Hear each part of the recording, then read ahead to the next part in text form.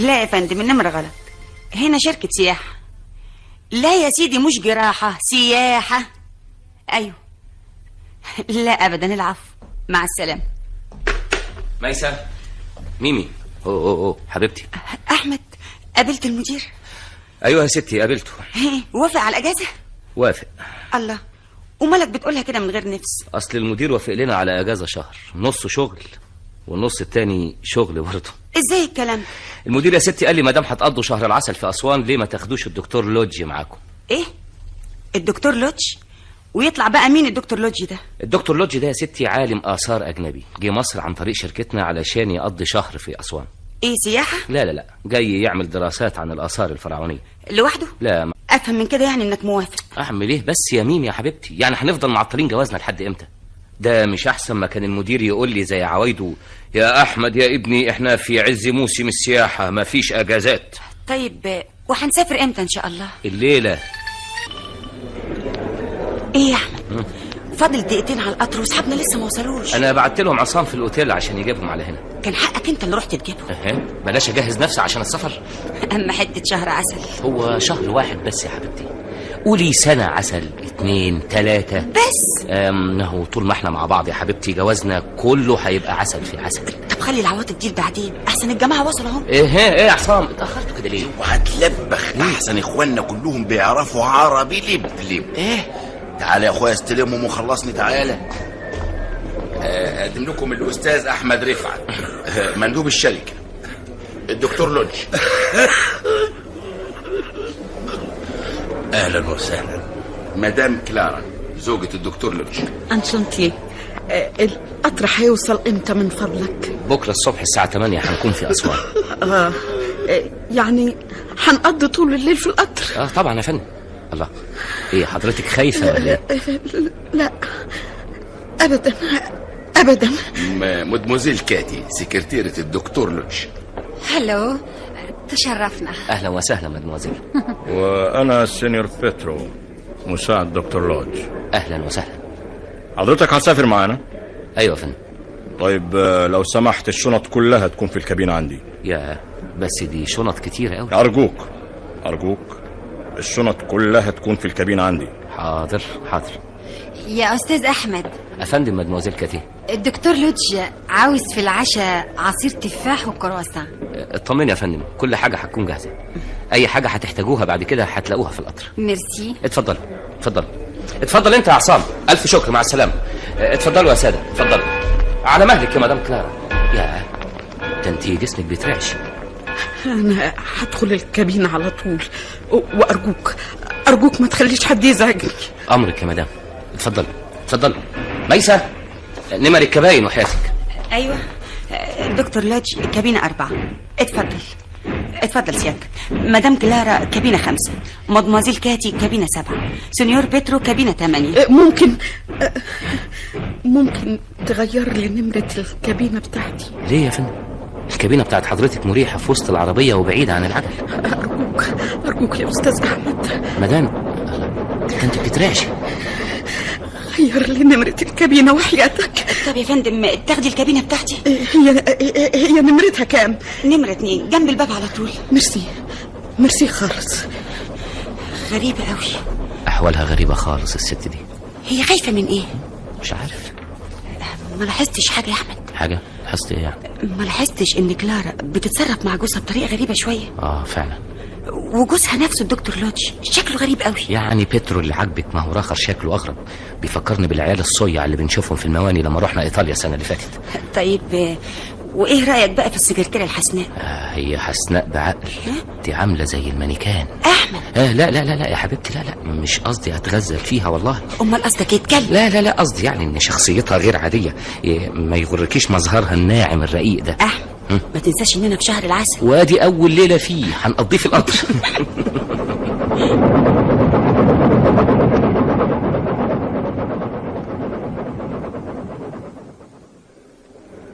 الحمد لله على السلامة يا جماعة.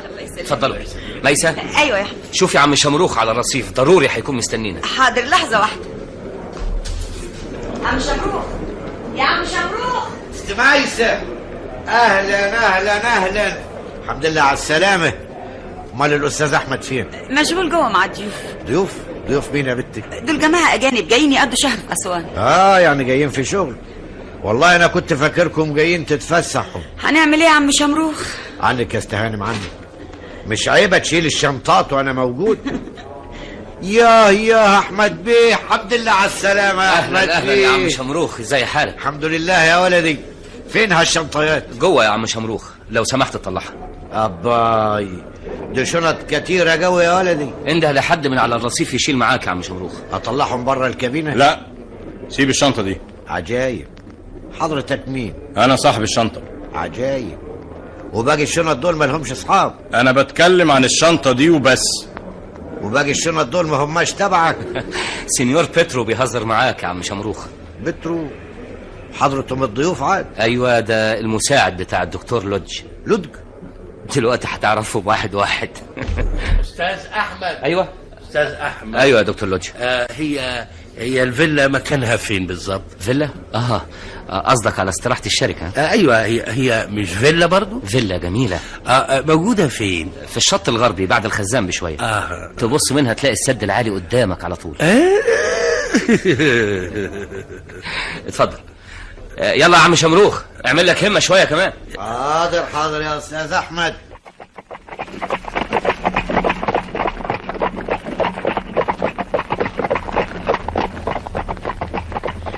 بلدكو جميلة خالص يا ميسة.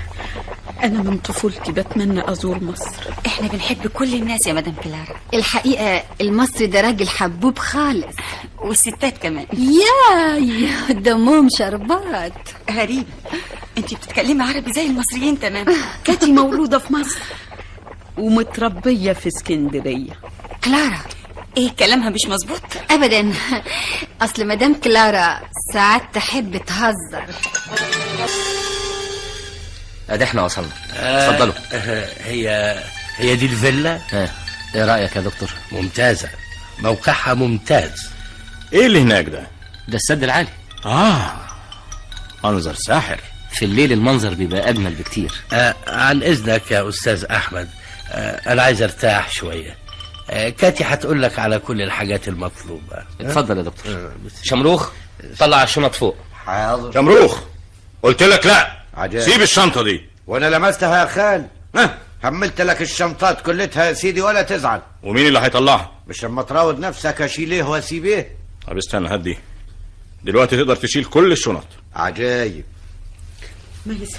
ايوه ميسة، اقدر اعتمد عليكي؟ تحت امرك يا مدام كلارا. لو سمحتي توريني الأوضة بتاعتي. اتفضلي يا فندم. استاذ احمد. ايوه مدموزيل كاتي. الدكتور لودج له رجيم خاص في الاكل. خضار مسلوق، صدر فرخة، والعيش توست. حاضر، هعمل حسابه باستمرار. وانا مش هتعمل حسابي؟ طلباتك. عايزة اتفرج على البر الشرقي. بكرة الصبح ارتب لكم زيارة كلكم. لا، انا عاوزة زيارة خصوصية. زيارة خصوصية؟ انا وانت. بكل سرور. ارد عليكي بكرة. وليه مش النهاردة ودلوقتي؟ دلوقتي؟ مش بس لما اطمن قبل على راحتكم؟ خلاص، كل واحد وعرف اوضته. وهي دي كل حاجة؟ لسه في حاجات كتير ما اتعملتش. خلي ميسة تتصرف، هي مش زميلتك؟ ايوه بس انا المسؤول مش هي. ايوه بس وبعدين معاك يا احمد، ما تتعبنيش ارجوك. مدموزيل كاتي، انا اسف، مش ممكن اسيب المجموعة كلها وافرجك على السد انت لوحدك. ياه، الزيارات اللي زي دي لازم تكون جماعية. بس انا عايزة زيارة خصوصية. مدموزيل كاتي. احمد ما تتعبنيش ارجوك. حاضر، بعد ساعة مثلا. يعني مش دلوقتي. بعد اذنك. خلاص، يبقى بعد ساعة. كاتي فين؟ انا قلت لها تشغل احمد شوية على ما نرتب امورنا. برافو. الشنط تمام؟ كل شيء تمام. فهمت كاتي انها تبعدوا عن هنا شوية. ما تخافش عليها، كاتي مش هتبعده بس، دي هتخلص عليه. احمد. ايوه بيترو. نعم يا سينيور بيترو. العشاء جاهز؟ اوه انا جعانه خالص، هموت من الجوع. العشاء هيكون جاهز في ميعاده. ميرسي ميرسي يا احمد. احمد بيه. ها؟ احمد بيه. ايوه يا دكتور لودج. في جوابات مستعجله عايزه تسافر الليله بالطياره. ضروري الليله؟ ايه مش في طياره؟ ايوه في، بس ما فيش وقت. كاتي هتحضر لك الجوابات حالا، وارجوك تنزل بنفسك توديهم المطار. ولازم انا يعني ما نبعت شمروخ يبعته؟ لا لا لا يا احمد بيه، دي جوابات مهمه لازم انت اللي توصلها بنفسك. اللي تشوفه يا دكتور. على فكره هم كم جواب؟ 5 جوابات. طب لو سمحت تحضريهم بسرعه علشان اخدهم وانزل. حاضر. احمد. ايوه يا كاتي، عايزه حاجه؟ عندك مانع تاخدني معاك؟ لا ابدا، ما فيش اي مانع. الله، مالك يا احمد؟ ما كنتش عاوزني اجي معاك؟ لا انا ما قلتش كده، بس اصل يعني ما تحاولش تتهرب مني، انا طالعه احضر لك الجوابات وراجعه لك حالا.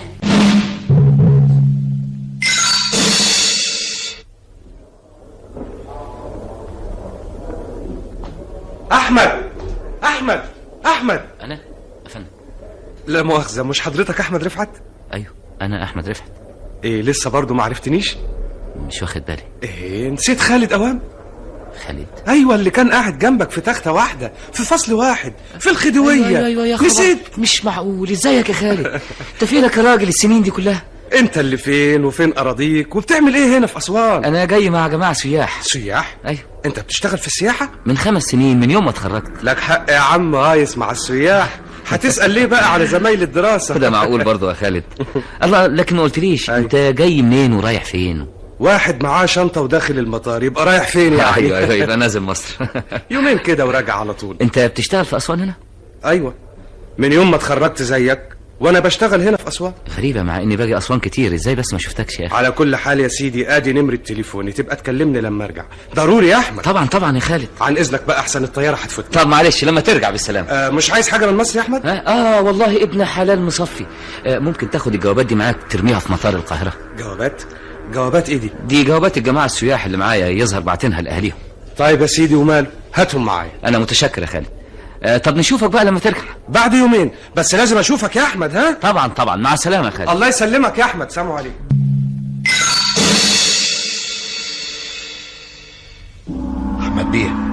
احمد بيه اهلا عم شمروخ. تعال حلي بقك. الحقيقه يا احمد بيه، انا جاي لك في شغل انما شغلاني حبتين. خير يا عم شمروخ؟ ايه قولك في الكوره دي كرة جولف، جبتها منين دي؟ يا استهانم، بس بص للكوره دي كويس. مالها يا عم شمروخ؟ ما هي كوره زي كل الكوره اهي. يعني انت يا احمد بيه تفوت عليك الحكايه دي برضك؟ انت قصدك ايه يا عم شمروخ؟ انا بقالي 20 سنه بخدم سياح من كل بلاد الدنيا، اعرف كور الجولف كويس، لكن في حياتي كلتها ما شفت كوره بالوصف ده. وريني كده.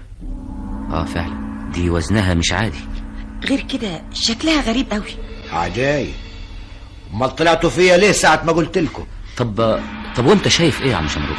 اسمع يا احمد بيه، انت طبعا فاكر ولدي قرار. انت ليك ولاد يا عم شمروخ؟ ايه، واحد ما فيش غيره. صرفت عليه دم قلبي لغايه ما اتخرج من الجامعه وبقى مدرس قد الدنيا. اول تعيينه كان في غزه، ولما الحرب قامت اليهود قالوا له علم التلاميذ على هوانا. قرار قال لهم لا، انا عند اموت ولا علمش التلاميذ اللي هتقولوا عليه ده. نهايته ما طولش عليكم، حطوا عينيهم عليه، ترصدوا له، طخوه وهو راجع بيته في العشيه. ابنك مات شهيد يا عم شمروخ. من يوم ولدي ما مات وانا دمي بيغلي، انا عايز اخد بطاري، ويظهر ساعة الانتقام قربت. عم شمروخ انت بتقول ايه؟ احمد بيه، الدكتور السمين اللي عمال بينبح زي الكلب السعران، والخواجة الاصفراني اللي خلقه ضيق ده، والمدمزيل، وكلتهم احوالهم مش تمام. ايش قولك بقى عم شمروخ؟ ايوه يا ولدي، الكلام اللي انت بتقوله ده سليم، بس فين الدليل؟ ايه اباي، الكرة دي ما هياش دليل كفاية. احنا عارفين هي فيها ايه. عجايب، يعني محدش عارف يفكها ويعرف جواتها ايه. ممكن، بس انت خدتها منهم ازاي؟ اقول لك الحاج، انا نسيتها في سيالتي، وكنت رايح ارجعها للخواجه الاصفراني اللي خلقه ضيق ده، وفي السكه ضربت في مخي، قلت اشورك الاول. لا يا عم شمروخ، روح رجع الكوره مطرحها. عجايب، من غير ما نعرف اللي جويها. المرة دي مش هنعرف. عجايب، امال هنعرف ميتة. اما تجيب لنا كورتين تانيين نبادلهم ونبعت لهم الكور الحقيقيه وناخد كورتين بدلهم نفتحهم ونشوف جواهم ايه. عجايب، وده عايزه ادله دي. طب اسمعك دي، ها. عمرك شفت كرة جولف بتزن من جوه؟ بتزن؟ اهي قدامك اهي، حطيها على ودنك وانت تسمعي. وريني يا ميسة. الله، دي صحيح بتزن. تبقى مش كورة بقى، تبقى مجسات. ايوه فعلا، مجسات الكترونيه بتعكس ذبذبه معينه من فوق الارض. جالك كلام يا ولدي، كلام شمروخ ما ينزلش الارض واصل. طب معلش يا عم شمروخ، عن اذنك المره دي نسلمهم الكره، قول لهم انك انت كنت ناسيها معاك، بس اوعى تبين لهم انك كنت عارف حاجه. ايه، نستعبط يعني؟ معلش يا سيدي، الاستعباط في الحالات دي مش عيب. عين العقل يا شمروخ. شمروخ رباي، خواجه الاصفراني عم بينادم علي، اما اقوم اروح له. زي ما قلت لك يا عم شمروخ. ما تشيلش هم يا احمد بيه، ده احنا هناكل الحديد واكل. شمروخ يا شمروخ. ايوه يا خواجه. تعال هنا علشان تشيل الحاجات دي. على فين النهارده؟ دكتور لودج عايز يبتدي الابحاث بتاعته. بقى ما هتلعبوش جولف النهارده؟ لا، النهارده شغل، مفيش لعب. ايه، هي فين الحاجات اللي هتاخدوها معاكم؟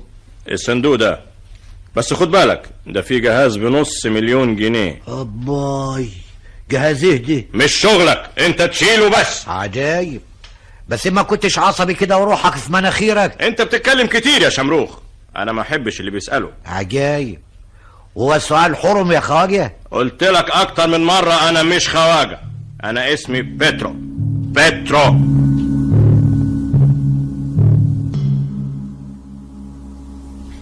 مدام ميسة، صباح الخير. صباح الخير يا مدام كلارا. مش عايزة تتمشي معايا شوية؟ كنت عايزة اطلع اشوف كاتي. ما تتعبش نفسك. ما فيهاش تعب، ده واجب. اصلها ما تستاهلش. ليه يا مدام كلارا؟ مدام ميسة، كاتي بتكرهني، كاتي عايزة تقتلني. عايزة تقتلك؟ مستحيل. شوفي الجوابات، كل يوم الاقي جواب تهديد. جواب تهديد؟ من مين؟ من كاتي. طيب وكاتي هتهددك ليه يا مدام كلارا؟ بتكرهني لحد الموت. ايوه بس هتقتلك ليه؟ كون انها بتكرهك ده مش كفايه. انا اصلي كتبت كل ثروتي للدكتور لودج. ثروتك؟ ايوه، انا كنت زيها كده واتجوزت المدير اللي كنت بشتغل عنده سكرتيرة. اللي هو الدكتور لودج؟ لا، انا كنت متجوزة واحد تاني من 20 سنة كان اسمه هيرمان. هي دي الحكاية اللي كنت عايزة تحكيها لي؟ دي حكاية طويلة يا ميسة، واللي قلتهولك بداية الحكاية بس. ونهايتها؟ حكايتي ملهاش غير نهاية واحدة، مش هتنتهي إلا بجريمة. يا خبر، مش معقول. مش معقول ليه؟ هي دي الحقيقة. ممكن أعرفها؟ هحكي لك يا ميسة، هحكي لك حكايتي. من 20 سنة كنت بشتغل سكرتيرة عند تاجر مليونير اسمه هيرمان، وتاني يوم اتجوزنا وسافرنا على إيطاليا. قضينا أجمل شهر عسل في الوجود. هيرمان كان بيصرف ببذخ جنوني، واللي كان بيصرفه كان بيدخله قده 10 مرات. عشان كده ما كنتش بهتم، وكنت فاهمة إن مصدر ثراء جوزي مصدر شريف. لكن للأسف عرفت بطريق الصدفة إن هيرمان جوزي أكبر مزيف للفلوس في أوروبا كلها، وكان من الممكن السكوت على كده لولا إني اكتشفت في يوم إن جوزي بيخن مع السكرتيرة الجديدة اللي حلت محلي.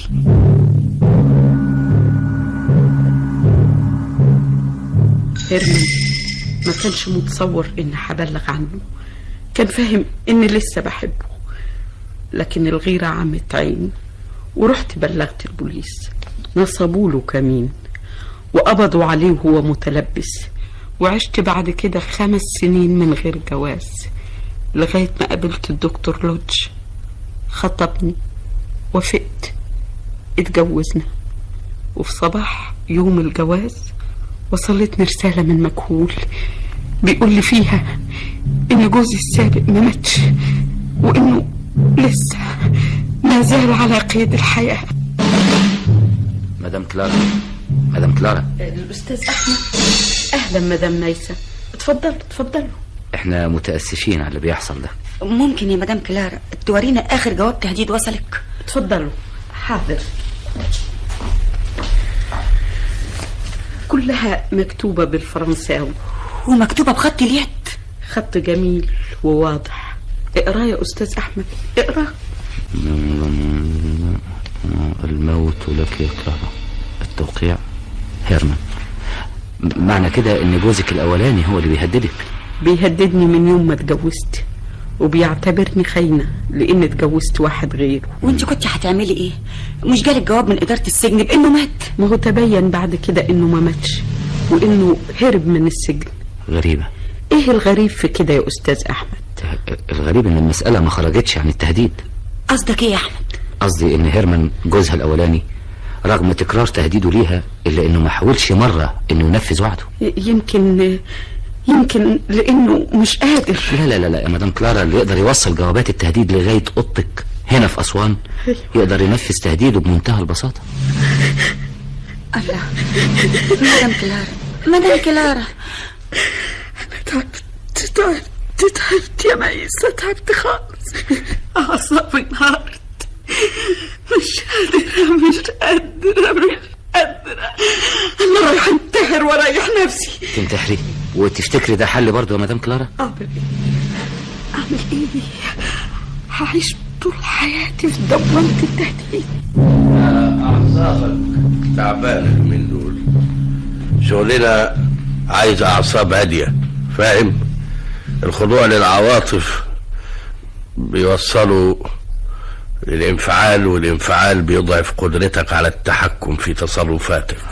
قصدك ايه يا دكتور؟ قصدي انك عشان تنجح في عملك معانا لازم تعيش في خطر. معيشتك للخطر هتخليك محتاط وحذر لكل شيء.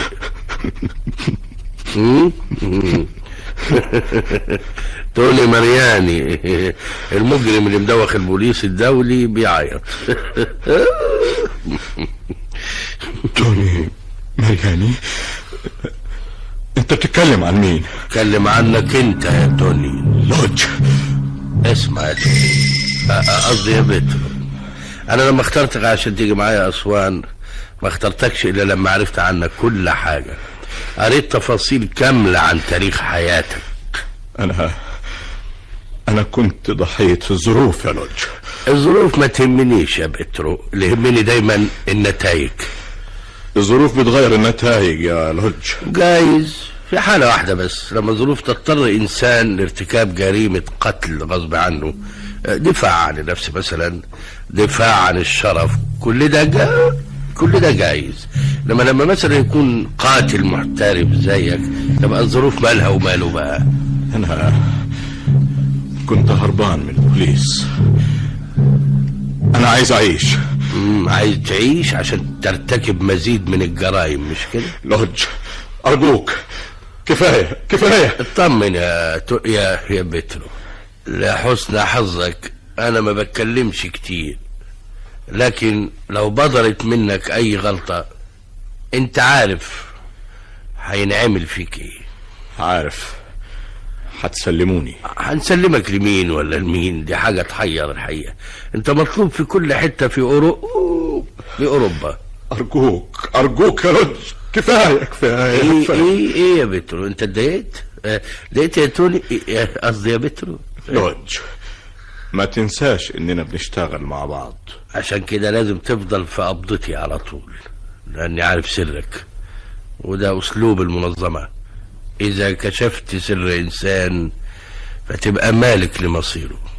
لودج، اقدر اعرف ايه اللي خلاك تقول الكلام ده النهارده؟ لان تصرفاتك مع كاتي مش عجباني. ايوه، لكن انت مش بتقول ان العواطف ما يصحش تتدخل في شغلنا. المسألة ملهاش دعوة بالعواطف يا بيترو. امال ايه؟ انا خايف عليك من الغيرة لا تعميك. غيرة؟ ايوه، انت بتغير من احمد لان كاتي ابتدت تهتم بيه. لودج، واللي بتعمله ده هيفسد عليا خطتي. خطتك؟ ايوه، كاتي لازم تنجح في انها تقنع احمد انه يعمل معانا. طب تضحك؟ اصلي افتكرت مثل عربي بيقول لكل عالم هفوة. قصدك ايه؟ قصدي انك مش هتقدر تأثر على كاتي الا بموافقتي. إيه؟ انت بتقول ايه؟ دكتور لودج، كاتي كاتي تبقى مراتي يا لودج. كاتي كاتي انتري. احمد، انت فين من الصبح؟ بدور عليك. يا الحمد لله، ده انت بقيتي عال قوي النهارده. الله، ما تقعد يا احمد، واقف كده ليه؟ تعال هنا جنبي. ما هنا كويس. احمد، ما تتعبنيش ارجو. حاضر يا ستي. ها، اديني قعدت جنبك. ياي، دمك تقيل. انت عايزاني عشان تكتشفي ان دمي تقيل؟ ابدا يا روحي. انت دمك شربات. المهم، طلبات السيادة ايه؟ رسمي كده مش احسن؟ وبعدين معاك يا احمد، ما تتعبنيش ارجوك. وبعدين معاك انت، ما تقولي لي انت عايزه ايه وتخلصيني. احمد يا فندم. انت نازل البلد النهارده مش كده؟ انا لسه مش عارف. ليه، عايزه حاجه؟ بقول يعني لو كنت يعني نازل البلد، يعني قصدي لو نزلت تجيب لي معاك حاجه، ممكن؟ طبعا مش ممكن. ليه؟ عايزه شويه جرايد ومجلات عشان اقراها. بسيطه. ها، عايزه جرايد ايه؟ هات لي يا سيدي جريدة السانداي ميرور، وهات لي مجلة رومانس. غريبة. غريبة ليه يا أحمد؟ السانداي ميرور جريدة بتهتم بالجرائم والحوادث العنيفة، ومجلة رومانس مجلة حب وعواطف. قصدك مفيش ارتباط بين الاتنين؟ أيوه. إيه، عندك تفسير انت لكده؟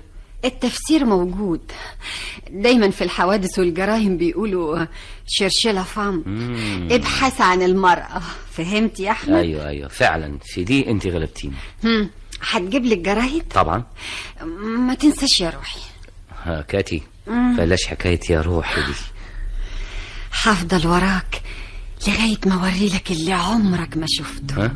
في ايه؟ في الحب يا عصفور. هتعمل لنا ايه على الغدا النهارده يا عم شمروخ؟ هاكلكم النهارده اكله صواني لكن مكن. ايه يا ترى؟ وكب الفراخ الشمرد والحلوه اباليك. اباليك؟ اطلع ايه الاباليك ده؟ عارفه طبيخ الحلو اللي هتسموه في مصر ام علي؟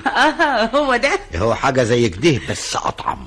خلاص، بس وحياتك بلاش تكتر الشط. ايه هي الاباليك اتحط فيها شطه؟ مش قصدي على الاباليك، انا قصدي على الويكه. ابا يا استاذ، ويا الويكه تحلى من غير الشطه؟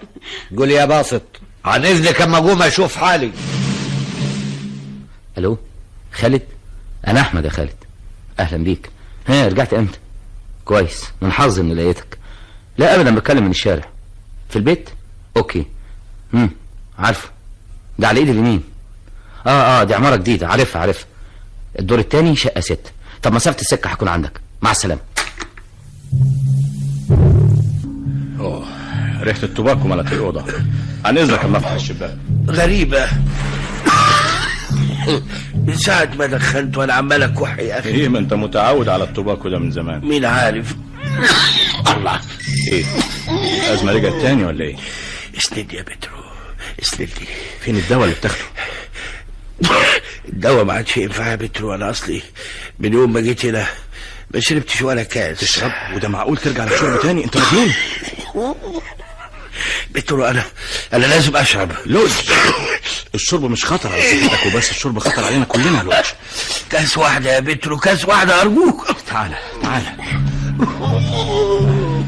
ارتاح شوية، ارتاح يا لوج. اديني كاس يا بترو، اديني كاس ارجوك.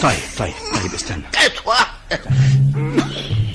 يلا اوان يا لوج انت مجنون؟ سيب الازازه اقول لك، سيب الازازه. لوج انت عملت ايه يا مجنون؟ الشرب هيقتلك ويقتلنا يا لوج. كويس.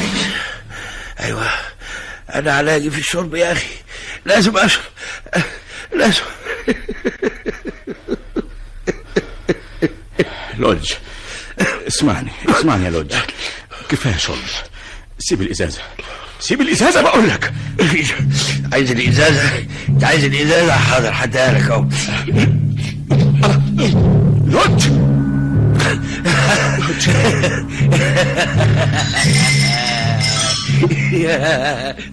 خد يا بترو، خد الازازه. بعد ايه بقى؟ بعد ما شربت اللي فيها مش عايز تاخد الازازه؟ خلاص اهي الازازه. انت اكيد اتجننت. الشرب بالطريقه دي هيقضي عليك يا لوج. هيقضي عليا؟ وانا حياتي تسوى ايه يا بترو؟ انا مفيش يا ابني، انا مفيش. لوج انا عبد يا اخي، انا بعت نفسي للشيطان يا بترو. انا مفيش. لوج انا مفيش. فوق يا لوج، انا مفيش. فوق يا لوج. افوق ليه؟ عشان اتعذب يا بترو، عشان اتقلب يا بترو. سيبني يا بترو، سيبني. في ايه يا استاذ احمد؟ مدام كلارا مغمى عليك. ايه ده؟ دي مخنوقه. ايه؟ مخنوقة؟ طبعا مخنوقه، انتوا مش شايفين وشها ازرق وعينيها عامله ازاي؟ قصدك ايه؟ حد دخل اوضتها وحاول يخنقها؟ طبعا دي واضحه زي الشمس. وتفتكر مين اللي حاول يخنقها؟ مش عارف، المهم دلوقتي نشوف طريقه نعالجها بسرعه. نبعت شمروخ يجيب لها دكتور من البلد. لا ها؟ لا دي حكايه هتاخد وقت طويل، احنا لازم نسافر حالا. نسعفها ازاي؟ انت تعرف في الحالات اللي زي دي؟ عندي فكره من ايام الحرب لما كنت متطوع في الوحده الطبيه. لحسن الحظ شنطة الاسعاف اللي موجودة هنا فيها كل حاجة. كده هي فين؟ اهي اتفضل. كويس خالص. رايح فين يا شمروخ؟ ايه عايزني في حاجه يا خواجه؟ خليك واقف هنا ما تتنقلش، انا عايزك. حاضر يا خال، اديني واقف اهو.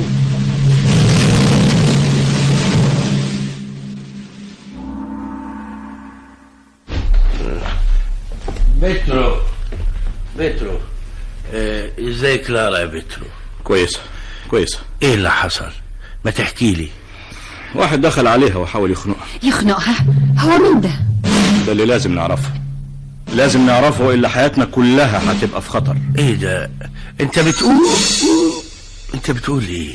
لوج حصلت حاجات غريبه جدا، لازم نعرف اسبابها وبسرعه. اللي حصل لي انا؟ لا، اللي حصل لكلارا.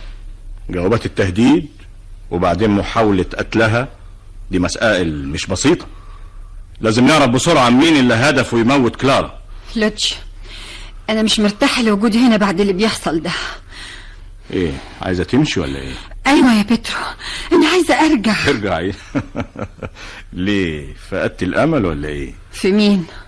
في احمد. بترو ما تتعبنيش ارجوك. مش هي دي الحقيقة؟ بترو ايوه يا لوج. مش قلت لك بلاش الاسلوب ده يا بترو؟ بترو ده اتجنن، مش عاوز يفهم. يا كاتي انا فاهم كل حاجة وده اللي هيجنني. بترو ارجوك مش وقت الكلام في الحكاية دي، ارجوك. فعلا انا ورايا شغل كتير، عن اذنكم.